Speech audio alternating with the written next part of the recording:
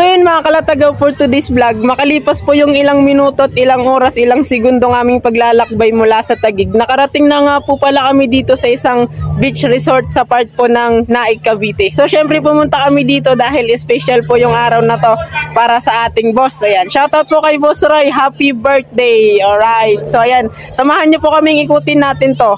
Palagay ko napakaganda yung view niya at saka madami din ditong naliligo. Alright, pagpasok nyo lang po dun sa entrance, meron na po silang entrance fee. Pag sa mga bata is 100, tsaka pagka mga matatanda, yan, 150. Tara, let's go, samahan nyo ang ikutin natin to. So yun mga kalatagaw, pagkapasok namin dito ay ganito nga po pala ang bubungad sa atin, no?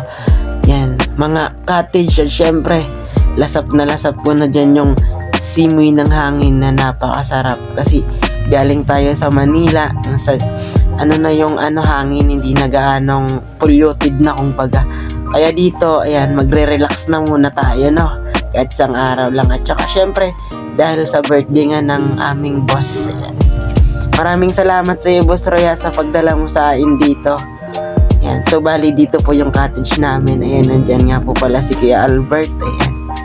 Tsaka naghahanda po ng mga makakain yung iba namin kasama dyan. Siyempre dito si Kuya Ninyo. Ayan ang aming driver.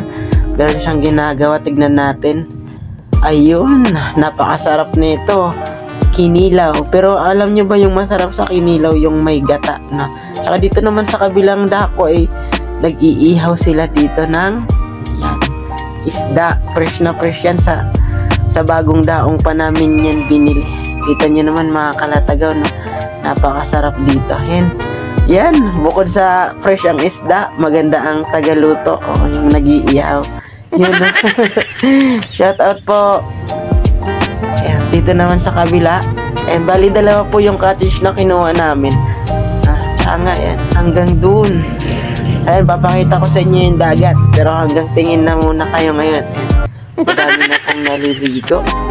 Parang gusto ko nang magtampisaw. Syempre dahil sa aspirants vlogger, no? Oo, lagi nating inuuna yung pagkakamera talaga. Kaya sa mga dyan na mag-vlog, ayan, magpatuloy lang po kayo. Huwag kayong susoko. Makakamit nyo din ang inyong mga pangarap. Charot lang. Ayan. Diyan na nga si Amara, nagtampisaw na. Tsaka si Madam. Yan, maraming salamat po sa inyong lahat mga kalatagaw sa palaging pagsuporta at pagsubaybay.